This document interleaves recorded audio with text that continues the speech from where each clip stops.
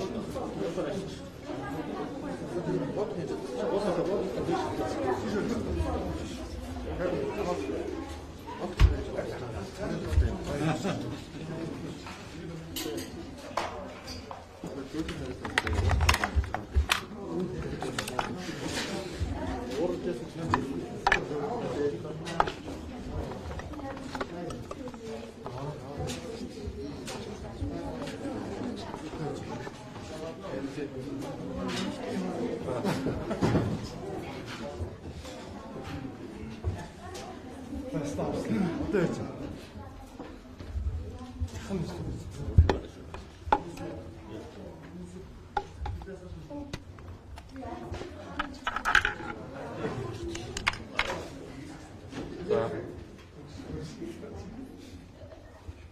та бүхэндээ энэ өдрийн мэндийг хүргэе. За Монгол улсын хурлын дарга Мегомбе их болтыг албан үүргээс чөлөөлөгдөх ийм өсөлтөд гаргахыг улсын хурлын гишүүдийн олонхын шаардсаар 3-7 хоног болж байна. Өнөөдрөөс яг 3-7 хоногийн өмнө буюу 11-р сарын 22-ны өдөр бид нийт гишүүдэд төлөөлж нийт 40 гишүүнийг төлөөлж улсын хурлын даргыг албан үүргээс сайн дураараа хууль заасан үндэслэлээр чөлөөлөгдөхийг шаардсан. За энэс хойш бүтэн 3-7 хоног өнгөрсөн. Энэ 3-7 хоногт хуулийн маш тодорхой нөхцөл байдал үүсэж байгаа. Улсын хурлын шуулганы нэгдсэн хуралдаан хуралдахгүй явж байна. Өнөөдөр хүртэл хуралдсангүй. Байнгын ороодын хуралдаан саатж байна. Хуулиар зохицуулагдсан хугацаатай асуудлууд хилцэгдэхгүй улмаар хуулийн зөрчил үүсэж байна. Энэ бүхнийг хариуцах албан тушаалтан байгаа.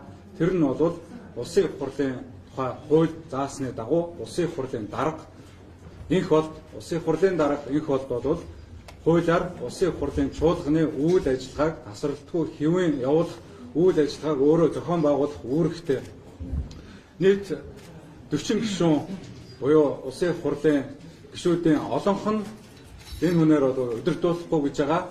Энэ гишүүд бол цаана байгаа нийт сонгогчдын дуу хоолойг бол илэрхийлж парламентд арчлалын энэ үйл ажиллагааг хийж гүйцэтгэж байгаа.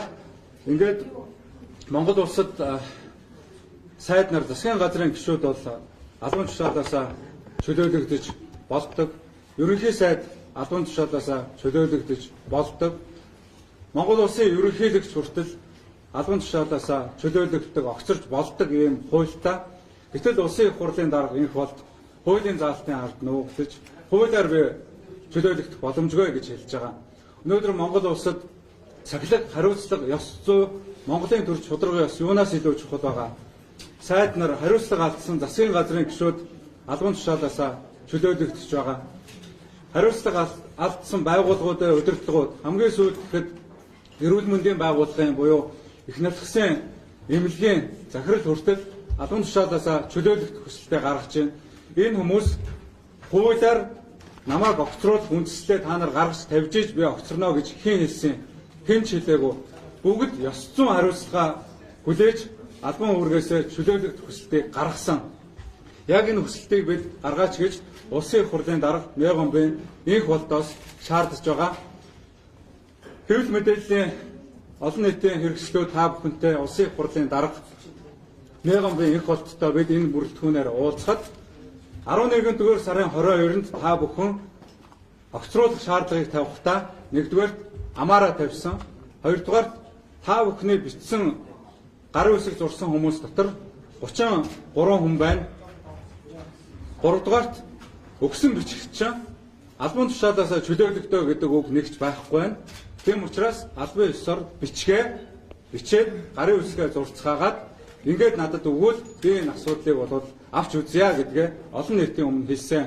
Тийм учраас өнөөдөр бид улсын хурлын дарга Мегомбе инх болтод хандаж албан ёсоор улсын хурал дахь Монгол улсын хурлын гишүүдийн олонх нь гарын үсгээ зураад энэ шаардлага гардуулж өгөх гэж байна.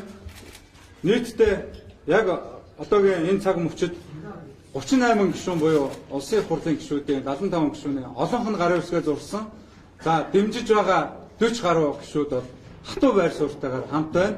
Яг одоо гадаад дотоод томилол, орон нутгийн томилол болон бусад хүндэтгэн үзэх шалтгаанаар хараахан зурж амжаагүй байгаа. Гэхдээ нийт одоо сонгогчдын олонхийг нь төлөөлж байгаа гишүүд гарын үсгээ зурсан. Нийт Монгол улсын нийт сонгогчдын олонх нь улсын их хурлын чуулганы үйл ажиллагаанд оролцох боломжгүй байгаа. Сонгогчдын эрх хязгаарлагдмал байна. Дуу хоолойгоо гаргах чадахгүй байна. Үндсэн хуулийн зөрчил үүнээс болж үүсэж байна. Тийм учраас энэ одоо зөрчлийг үүсгэж байгаа улсын их хурлын дарга энэ албан тушаалыг хүлээн авч нэг яралтай одоо арга хэмжээгээ авч чөлөөлөгдөх өргөдлөө улсын их хурлын тухай хуулийн 12-2 заасны дагуу гарах ёстой гэж шаардж байна. Ингээд албан тушаалыг танилцуулж өгье. Монгол улсын их хурлын дарга Мяа Гомбын их хурлд танаа 2018 оны 12 дугаар сарын 13 дугаар 13741 шаардлага тавих тухай Монгол улсын их хурлын дарга энх болд та улсын их хурлыг даргалах ёс зүйн эрхгүй гэж үзэж байгаа тул Монгол улсын их хурлын тухай хуулийн 12-2 заасны дагуу чөлөөлөгдөх хүсэлтэд гаргана уу? Уг хүсэлтэд гаргахад улсын их хурлын гишүүдүүд улсын их хурлын чуулганы нэгдсэн болон байнгын хорооны хуралдаанд оролцох боломжгүй гэдгийг үүгээр уламжилж байна. Үүнээс үүдэж болох аливаа эрсдэл сөрөг үр дагаврыг та хариуцах болно гэдгийг мэдэгдээ. Улсын их хурлын гишүүн Оюун Эрдэнэ, Аюур сайхан, Бадал хаан, Бат Зандан, Бат Зориг, Бат Насан, Бат Төмөр, Болд, Болор Чулуун, Ганбаатар, Гарамжуу, Даваа Сүрэн, Дан Бочор, Болдын Жавхлан, Самандын Жавхлан, Зандан Шилтар, Мурат, Нямбаатар, Нямдорж, Оюун Чимэг, Саран Гэрэл, Содбаатар, Султан, Сумья Озер, Сүхбат, Тогтгосүрэн, Улаан, Учрал, Хүрлбаатар, Цогтбаатар, Цэрэнбат, Чин Зориг, Элдв Очир, Бямсүрэнгийн их амгалан, Инх Баяр, Тувсангийн их болд, Нямаагийн их болд, их төвшин гэсэн байна. Ингээд Монголын зүр өнөөдөр гацаанд ороод удаж байна. Бид нэг муугар хуулганд олж тоглоход үүдэн шаардлагагүй. Үүний өмнө бид 32 гишүүн 40 гаруй гишүүдэд төлөөлөөд их хурлын дарагт маш ойлгомжтой шаардлага тавьсан. Одоо өөрөө засгийн газрын оцоолох биш гарын суураад нэг фракц нэг талд ороод ингээд Монголын төрөө өмөрж байгаа энэ дарга бол өнөөдөр улсын их хурлыг үзэж ёс суртахууны их байхгүй юм. Ихлээр урдаас одоо үгийн тоглоом хийж энэ дотор чинь оцоолох гэсэн үг алга байна гэдэг. Тэгээ та бүхэн бол бас хурлын олонхыг төлөөлөхгүй гэсэн иймэрхүү одоо үгээр бидний бол дормжилсан. Тийм учраас бид өнөөдөр маш ойлгомжтой одоо хурлын гишүүдийн олонх нь энэ оцоолох бичгтээ гарын үсэг зураад ингээд хурлын дарга хүрээлэн өгч байна. Өнгөрсөн хугацаанд бол хүмүүсийн карт сургуулж нэг хоёр удаа хууль бус суралцаа хийсэн та бүхэн мэдж байгаа. Одоо энэ гарын үсэг зурснаар бол их хурлын чуулган одоо бусад үйл ажиллагаа явах ямар ч болцоогүй энэ бүгд бол одоо та бүхний нүдэн дээр одоо ил хууль зөрчсөн үйл болно гэдгийг бол өнөөдрийн энэ мэдрэгдэл бол харуулж байна. Ингээд одоо та бүхний өнд хөрцөөсөн баярлалаа. Асуулт байна. Аюултай гişээс асууж. Тэр хүмүүс мэдээлэл ирээд дуусна. За, манангийн эсрэг тэмцэл үргэлжилж байна. Улс төр дэх манан арилаагүй цагт Улаанбаатарын утаа арилахгүй. Улс төр дэх манан арилаагүй цагт Монгол шудраг ос тогтохгүй. Улс төр дэх манан арилаагүй цагт монголчуудын амьдрал сайжрахгүй байна гэдгийг бид ойлгосон. Ийм учраас манжийн эсрэг монголчууд нам ус нутаг ус харгалзахгүй тэмцэж байсан шиг өнөөдөр улс төрийн манангийн эсрэг Монгол түмэн нам харгалзахгүй тэмцлийг зохион байгуулж байна. Биднийг дэмжиж байгаа нийт иргэд олон түмэндээ баярлаж бас талархаж байгаагаа илэрхийлье. Их болдогч хүн захаагийн элбэгдүүлж гэдэг хүнтэй хамтарч Монголын улс төрд мананг бий болгосон юм а. Монголын улс төрийг мафийн системээр удирдах, шудраг осны хонглыг бий болгож, олон мянган бизнес эрхлэгчдийг дээрэмдэн тонож, олон зуун хууль бус үйлдэл хулгай дөөрийг зохион байгуулсан хүн гэдгийг өнөөдөр Монгол түмэн надаар хэлүүлдэггүй мэдж байгаа. Улс төрдөх энэ мананг нураана. Энэ мананг нураахын тулд улсын их хурлын 39 гишүүн өнөөдөр гарын үсгээ зурлаа. Манангийн толгойлогчтой хамтарч ажиллахгүй гэдэг гарын үсгээ бид нар зурлаа. Манангийн толгойлогчийг улсын их хурлын даргаас огцруулсан зүйтэй гэдэг 39 гишүүн буюу улсын их хурлын гишүүдийн 50 гаруй хувь олонх гарын үсгээ зурсан байна. Үүнийг дэмжиж миний бие бас гарын үсгээ зурсан гэдгийг та бүхэндээ дуулгая. Манангийн толгойлогч өөрөө огцрохгүй бол яах юм бэ гэж иргэд олон түмэн харж байгаа. Энэ улс төрийн манангийн толгойлогч Мягомбын их хол гэдэг хүн маргаашийн дотор огцрохгүй бол бид нийт монголчуудтайгаа иргэний нийгмийн байгууллагуудтайгаа парламентын болон парламентын бус улс төрийн хүчнүүдтэй хамтарч жагсаал цуглаан бүх ард түмний эсэргүүцлийн тэмцэлдээ орно. Парламент ёсны тэмцлэр, хууль ёсны тэмцлэр энэ хүнийг зайлуулж чадахгүй бол гадаа гудамж руугаа гарнаа. Манангийн толгойлогчийн өрөө энд байдгийг та бүхэн мэдж байгаа. Энэ өрөөнд байгаа. Ард түмтэйгээ хамт ирээд манангийн толгойлогчийг энэ өрөөнөөс бид чирч гарганаа. Ийм тэмцэл рүү орноо. Манан арилсан цагт утаа арилнаа. Манан арилсан цагт Монгол шударгос эргэн ирнэ гэдэгт би итгэж байгаамаа. Ингээд манангийн эсрэг тэмцэл улам эрчимжиж байна. Нийт монголчуудаа бас хамтдаа тэмцэхийг уриалж байна. Баярлалаа та бүхэнд. За. Би нэг хоёр зүйл хэлчихье. За та бүхэнд энэ өдрийн мэнд хүргэе. За яг үүсэж байгаа нөхцөл байдлыг та бүхэн сая манай гишүүдээс сонссон улсын хурлын нийт гишүүдийн 50 гаруй хувь нь их хурлын дараагаар хурлыг өдөрдүүлэхгүй гэдэг ийм саналаа маш хатуу ихтгэл үнэмшилтэйгээр илэрхийлчихэд байна. Тэгэхээр бид нар нэг үндсэн хуулийн эрх зүйн талаас хоёр зүйлийг цаашид анзаарч засаж залруулахгүй болохгүй болсон байна. Өөрөөр хэлбэл Монгол улсын их хурлын дарга гэдэг бол хуралдааны хөтлөн явуулагч спикер гэдэг энэ чиг үүргээс хазаа хайлж өөрийн гэсэн бие даасан институт хэлбэрлүүгээ явсан байна. Өөрөөр хэлбэл аливаа байгууллагад олонх нь асуудлыг шийддэг бол энд тийм боломжгүй болсон байна.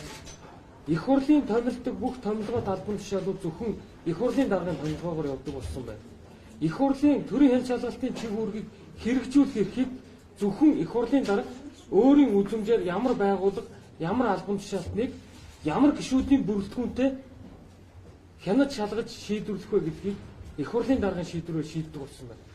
Гүйцэтгэх засаглалын байгууллагуудад хяналт тавих, гүйцэтгэх засаглалын байгууллагуудыг тайлагнуулах эрхийг мөн энэ их хурлын дарга гэдэг албан тушаал шийдсэн байна.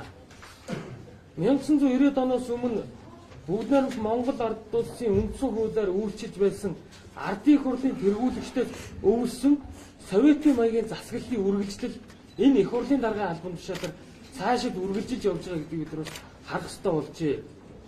Гадны улс орнуудад спикер парламентын гишүүдийн олонх нь чирж гаргадаг, албан тушаалаас нь огцруулдаг.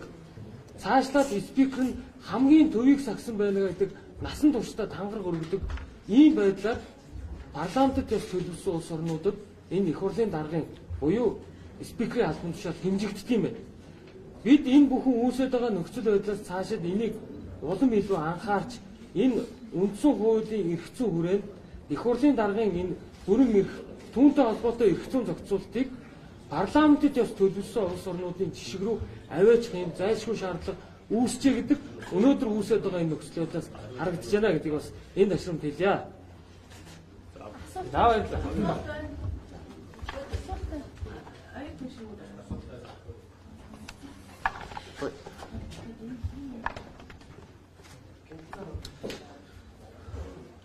За та бүхэн алтан дорнод Монголын захирал гам болт гэж залуугийн ярилцлагыг үзсэн байна. Улсын ерөнхий прокурор эрүүдэн шүүж дарамтлах замаар 4 сая долларын хахуул авсан юм баримттай хэрэг гарч ирсэн. Нэгүгээр хэлбэл манан гэдэг энэ бүлэглэл бодиттой юм а гэдгийг шүгэл үлээж байгаа анхны юм одоо тохиолдол болж байгаа. Эндээс нийт иргэд маань, нийт монголчууд маань хэвлэл мэдээллийн байгууллагын маань нэг зүйлийг ойлгосон байх гэж би бодож байна. Энэ бол хүн энэ хол гэдэг хүнтэй тэмцээд байгаа биш юм байна.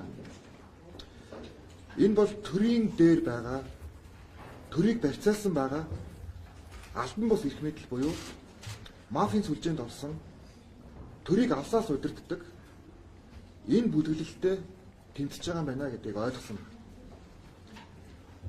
энэ бол бас амаргүй тэмцэл юм аа. Олон дарамтууд зовлонтой асуудлууд болж байгаа. Гэхдээ дэлхийн аль ч улсын түүх уруудан дороотсон улс орн яг л ийм зүйлээс болж хүнд байдалд орсон байдаг. Төрөөс дээр байгаа эрх мэдлийн байгууллагатай, төрөөс дээр байгаа бизнесийн бүлгэлтэй яаж энгийн хувийн хвшлийнхэн өрсөлдөх юм бэ? Яаж бизнесийн чөлөөт өрсөлдөөн төвчээ бий болох юм бэ? Яаж төр засаг бодлогоо тогтвортойгоор авч явах юм бэ? Яаж ардчилсан ил тод чөлөөт сонгуул явах юм бэ? Энэ байдлын эсрэг бидний хувьд арга буюу зогсоод хүрч байгаамаа гэдэг та бүхэн манаас сайн ойлгоорой гэж бодож байна. За энэ түрээд парламент дотор хийж байгаа бидний одоо тэмцэл төсөглөхийн шатанд орж байна.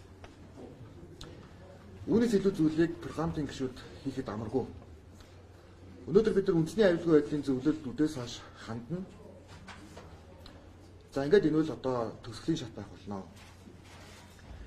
Олон иргэд маань иргэний нийгмийн байгууллагууд зунаас хойш надтай холбогдсон. Тэр үед би нэг зүйлийг хэлдэг байсан. Тэр бол парламент дотор асуудлаа шийдэх ёстой гэдэг энэ үгийг хэлдэг байсан. Улсын их хурлын гишүүдийн 50 дээр нэмэх нэг нь ажиллахгүй гэдгийг аль биесээр илэрхийллээ. Одоо энх болт гэдэг энэ хүн цаашаа явах ямар ч орон зай хуулийн хувьд болон улс төрийн хувьд үлдэхгүй. Спикерийн хувьд. Тийм учраас одоо ажиллаа өгөх ёстой. Хэрвээ өгөхгүй бол одоо л бид тэмцэж чаддаг ард түмэн гэдгийг харуулах цаг болжээ. Үүнээс цаашаа явах юм бол бид хизээж чадахгүй. Дийлдэггүй юм байна. Сэтгэл хөдлөлөөр нэг хэдэн хүмүүс гарч ирж ярьж байгаад алга болчтой юм байна. Болдгийм байна. Биднийг дийлэхгүй юм байна гэдэг урам зориг энэ мафийн бүлэглэл авах болно. 20 оноос цаашаа их амаргүй юм нөхцөлөд рүү явах болно. Тэгэхээр энэ бүх зүйлийг бас та бүхэн маань бодож үнэн зөвөөр нь бас мэдээлэл хэрхэн мөргөө бас биелүүлээрэ гэж бас хүсэж байна. Баярлалаа. Оюутан гишүүний асуулт байна. Ямар хэлбэр вэ? Энийг одоо боломжтой жагснаа үзлээ. Хэллээ гэдэг юм байна. Ард иргэнийг өнгө самбаагүй байдалд төрж байгаа юм уу? Хэдхэн юм та намын шинжилгээ хөтөлбөр гэж одоо улсын хурлын гишүүн мөнх ба өөрөө одоо өнгө самбаагаар ганх хоёр та ийм тэмцэлээс санаж байна. Яг намтаа энэ тэмцэл ахаад өрнүүлээд энэ асуудлаа шийдэх болоогүй юм бэ. Өнөөдөр та энэ санал судлалын хэрэглээс илүү хамгийн хүлээж байгаа асуудал нийслэлийн агаарын бохирдол биш хөрснөө бохирдолтой. Өнөөдөр улсын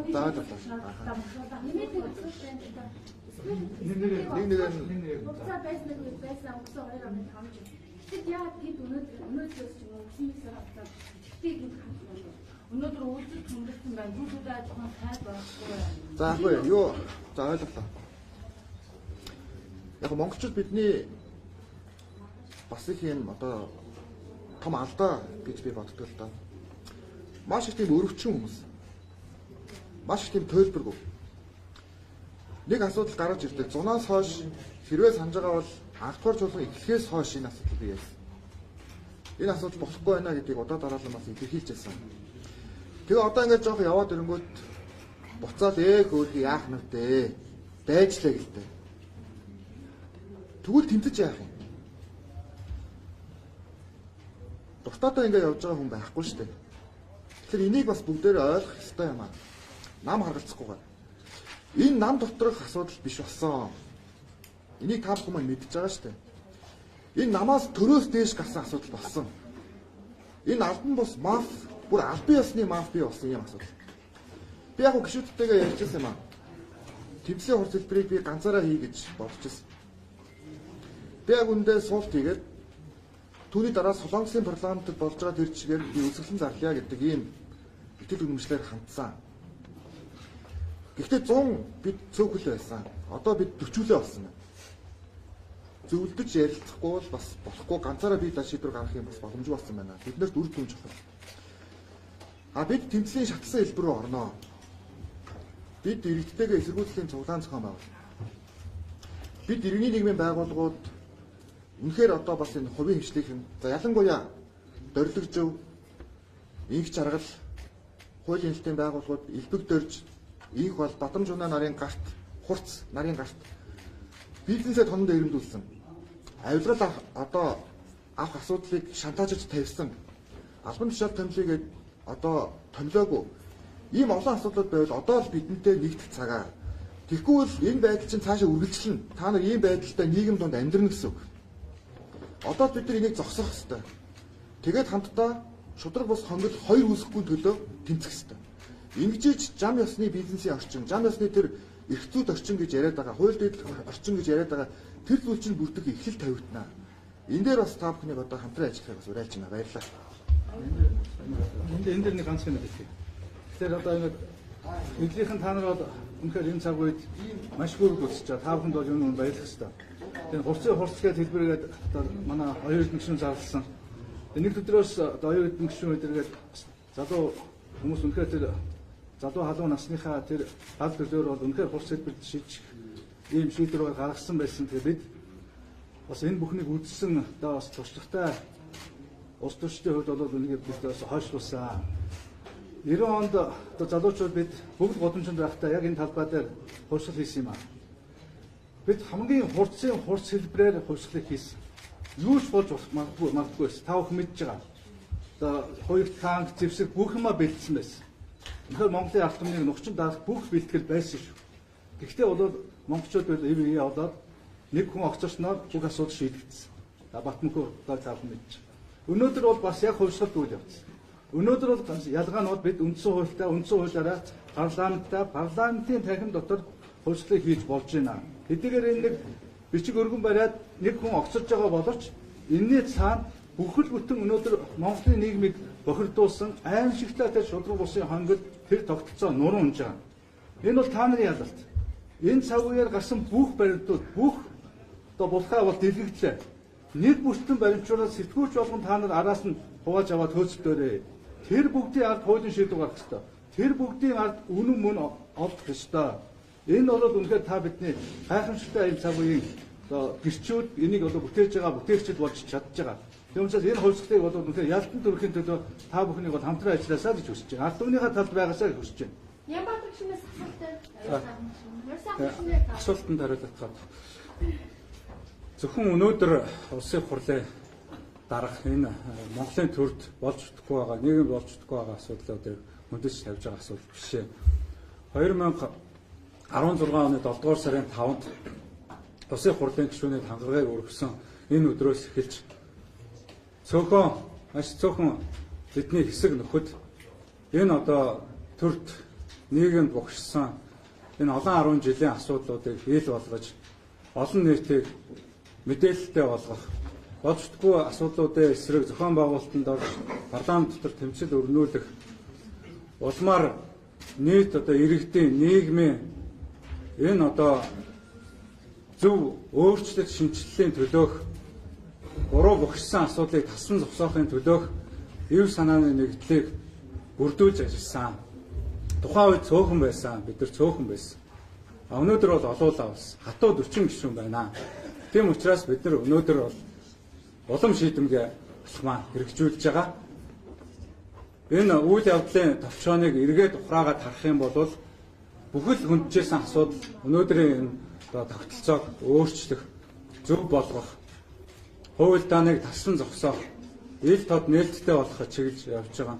Өнөөдөр утаа их байгаа үнэн, утаанд иргэд маань хорж байгаа үнэн, бодитын анш өсөж гин, төгрөгийн анш суларч, иргэдийн бодит орлого унж гин үнэн. Эдийн засгийн амаргүй нөхцөл байдал байгаа.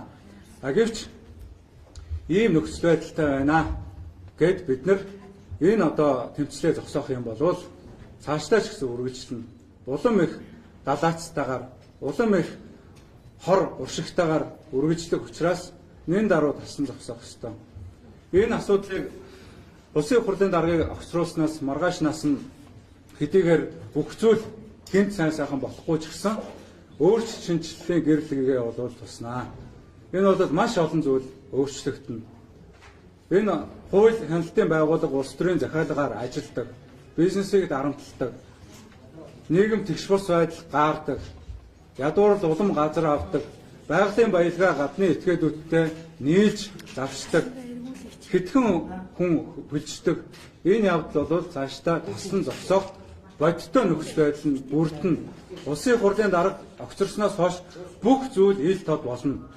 Хуулийн байгууллагын үйл ажиллагаа, мөрдөн шалгах ажиллагаа хараа тусаар хийгдэх ёстой гэсэн зарчмыг хадгалж үлдээд бусад бүх үйл ажиллагаа бол ард түмэн олон нийтэд бүгд ил тод болно.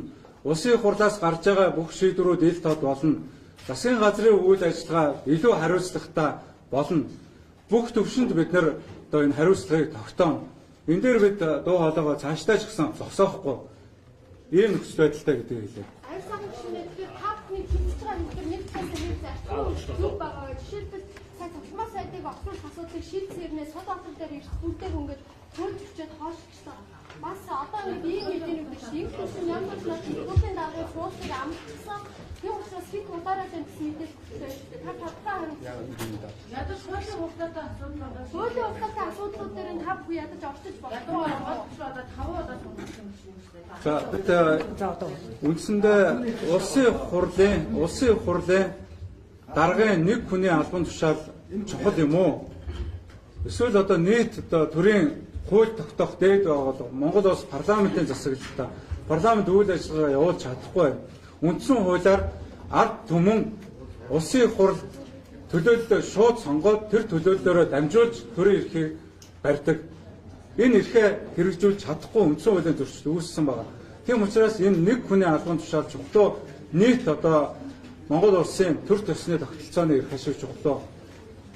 Нэгэнтээ улсын хурлын гишүүдийн 40 хүн улсын хурлын даргын энэ даргаар удирдуулахгүй гэж суулганд орохгүй байгаа учраас энэ асуудалд оролцож, энэ асуудалд оролцохгүй гэдэг зүйл бол байхгүй.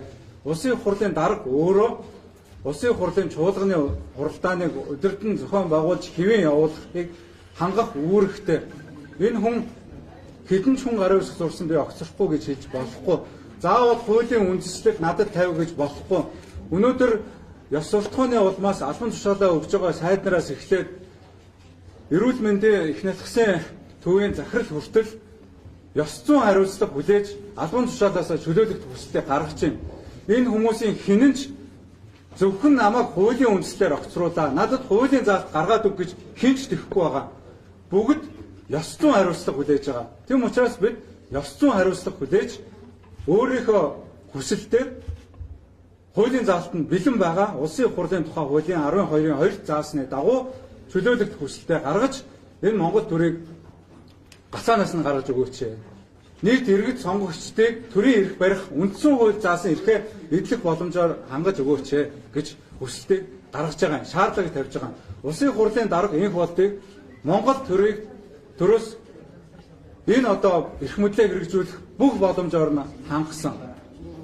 Нийслэлийн засаг даргаар 8 жил шахам ажилласан. Өнөөдрийн утаа юунаас болсон юм? Газар олголтыг дэндүү амжихан сэтгэлээр замбраагүй болгосноос болсон. Төлөвлөгөөгүй. Яагаад гэрээ ороод газар олгож барилгачлалтыг хийж болоогүй? Яагаад заавал хотын төвийн цэцэрлэг сургуулийн хашаанд цэцэрлэг талбай хүрээлэнд төв замыг шахаж барилгыг байшин олгосон юм? Яагаад өнөөдөр энэ нийгмийн энэ одоо иргэдэг хохироод байгаа та бүхний асуусан утааны асуудал үүссэн юм? Яагаад Монгол улсын ерөнхий сайдаар ажиллахдаа Монгол ардын намын эрх баригч намын даргаар 2 удаач сонгогдож ажиллахдаа улсын хурлын даргаар өнөөдрийг хүртэл ажиллахдаа шийдэмгээ энэ бүх арга хэмжээг авч болоогүй юм. Та бүхэн хэлсэн улс төрийн нам дээр ярьж болдгоо мó гэж. Монгол улсын их хурл болоод ард түмнээсээ сонгогдсон бие даагч бусад намууд олон намын төлөөлөлтөд төрийн эрх барих хууль тогтоох дээд байгууллага. Тийм учраас бид улсын хурлын даргын асуудлыг хөндөхдөө бие даагч гишүүдээс эхлүүлээд бусад одоо намын төлөөлөл, нам бус төлөөллүүд нийтдээ тавьж байгаа. Мэдээж нам дотор ярих асуудал бол байгаа. Энийг бол улс төрийн намууд өөрсдөө дотроо бол ярина. Яг энэ цаг үед бол улсын хурлын даргыг улсын хурлын гишүүдийн олонх нь асуудлыг тавьж байгаамаа. Одоо чамд дэмжээрээ энэ үн шаардлагатайгаар нэг л хүний асуудал шүү. 40 хүний асуудал тусдаа. Нэг хүний шалтгаан бол энэ асуудал шийдэх.